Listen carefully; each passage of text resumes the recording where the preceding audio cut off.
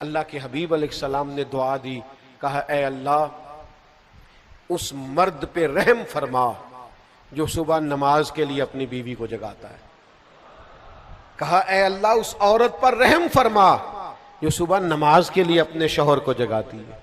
वो मेरे दोस्तों, अल्लाह का फर्ज अदा करने का टाइम है और मेरे घर में मेरे अहले खाना, मेरे बच्चे सो रहे हैं। मेरी जिम्मेदारी तो यह थी कि मैं उनकी नींद ना दे। शरीयत का कानून देखता, उठो वक्त नमाज है, लेकिन वो ये जरा देर से आया है, ये रात को जरा जागता रहा है, इसके पेपर्स के दिन। अब क्या बात कर रहे हैं आप? अपने घर के अंदर भी एक निजाम नहीं बना सकते।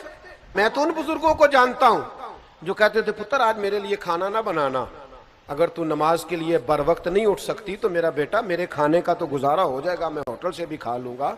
मुझे डर आता तो अल्लाह की हदों को तोड़ते, समझते नहीं बात। तो खुदारा थोड़ा सा शरीयत के माहौल में अपने आप को ढाली।